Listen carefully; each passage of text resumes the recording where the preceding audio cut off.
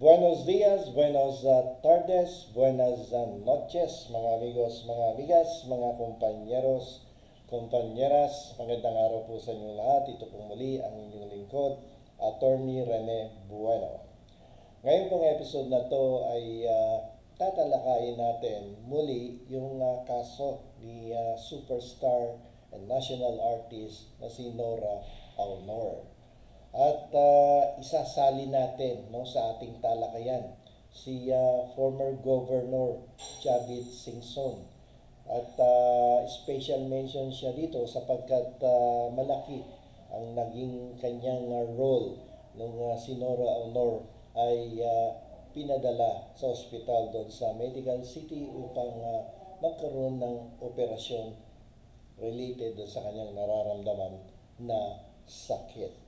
So, pero bahagya, atin munang pag-usapan yung tungkol sa inheritance at compulsory heir sapagkat ako po'y nakatanggap ng napakaraming mga katanungan na sasagutin ko ngayon sapagkat merong isa ditong subscriber na ang kanyang sitwasyon ay wala daw siyang anak at wala din siyang apo. So, sakaling mawawala siya ay kanino ba niya or kanino mapupunta ang mga ari-arian na kanyang naipundar kung siya ay nagtatrabaho sa ibang bansa.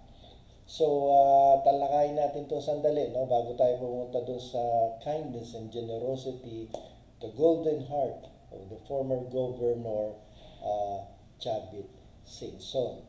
So, alam niyo po kasi pagdating sa compulsory heirs, tatlo ang kategorya niyan. At pero hindi sabay-sabay nagmamana yung ilan diyan. So ang compulsory heirs ay nahahati sa tatlong klase. Yung una, yung primary compulsory heirs na tinatawag. Itong primary compulsory heirs ay composed of the legitimate and illegitimate children of the deceased.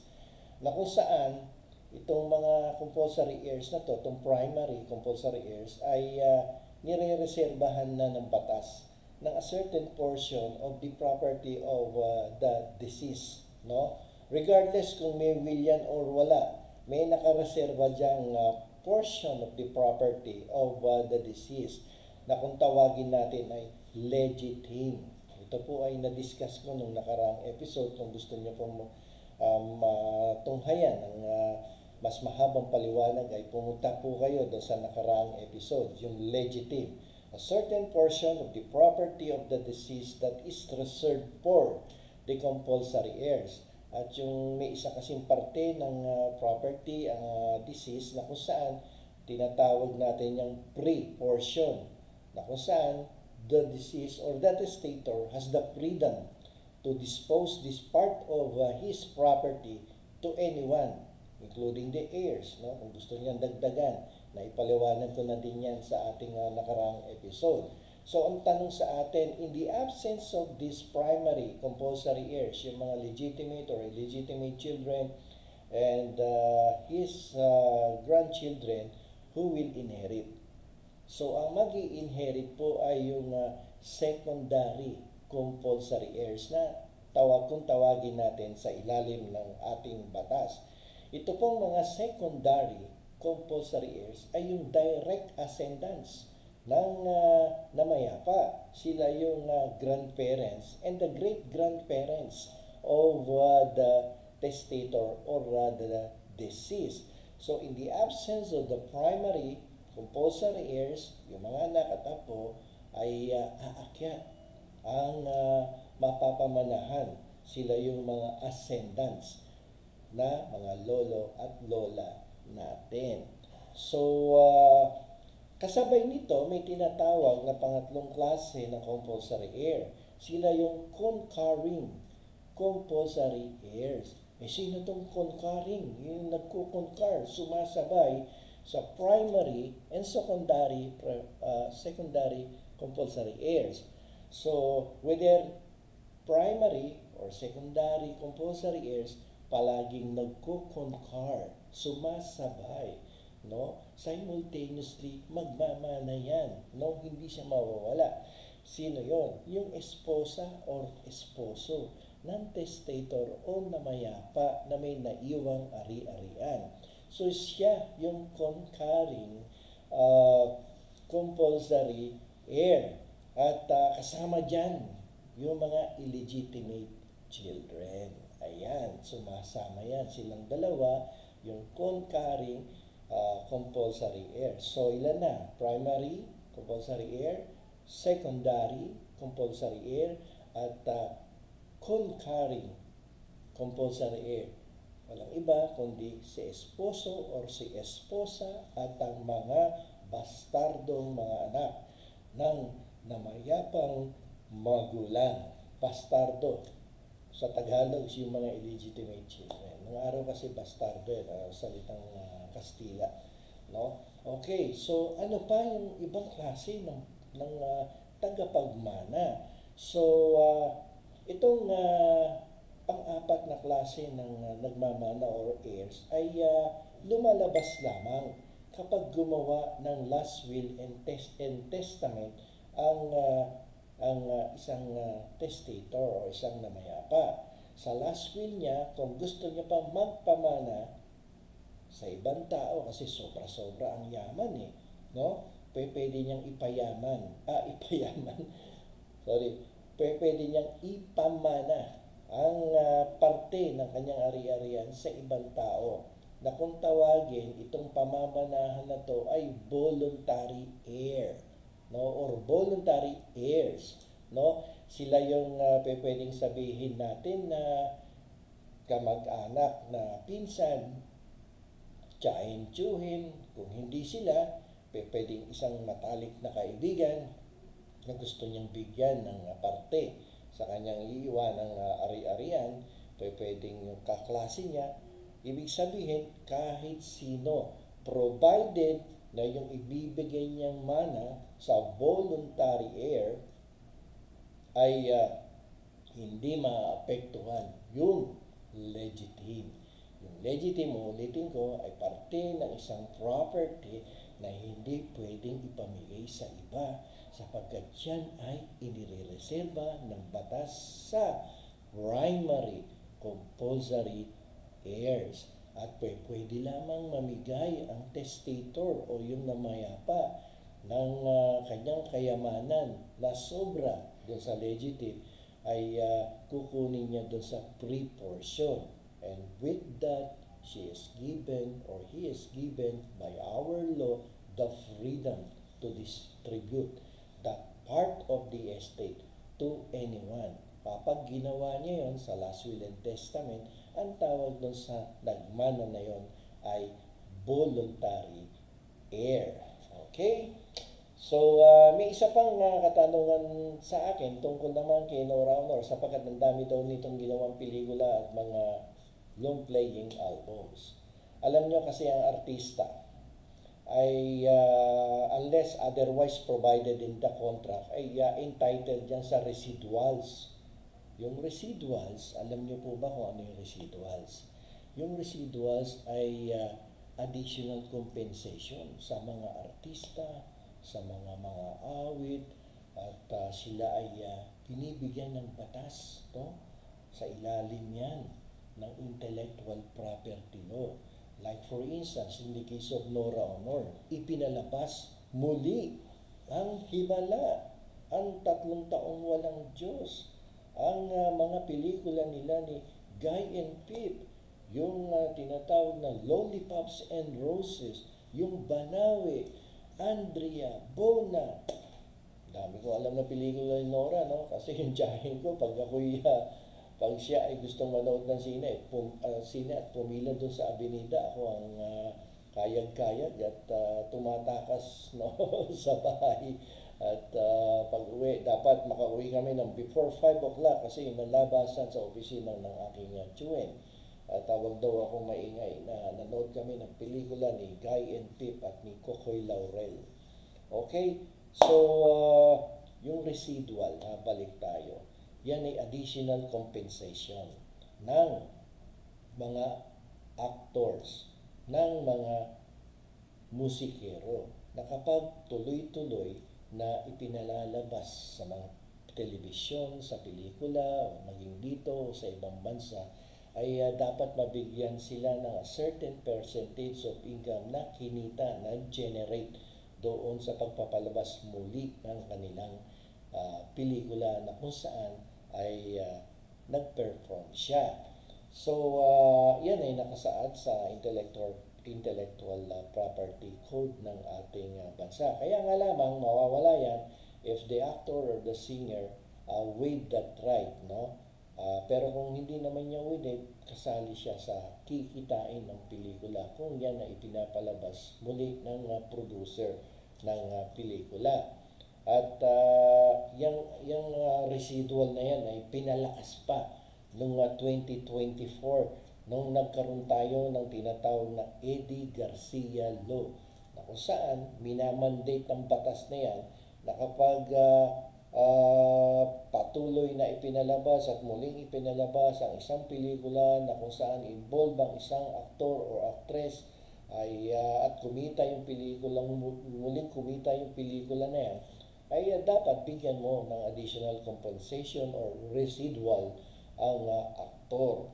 Unless otherwise provided in the contract. Yun nga lang ang exemption to the rule. Kapag sinabi sa kontrata ng aktor with the producer na pag kumita uli ito, pag pinalabas namin hindi ka nakasali, tapos pinirmahan mo, mawawalang visa at nai-waive mo yung iyong karapatan sa ilalim ng intellectual property law at sa ilalim ng Eddie Garcia Law na nag-take effect nitong 2024. So yung mga pelikulang ginawa no 2024 onwards, no, at may balak ipalabas pa this year again or next year or in the future, kapag kumita yan, ang aktor ay pwedeng makakuha ng residual sapagkat yan ang ipinag-uutos ng Eddie Garcia Law.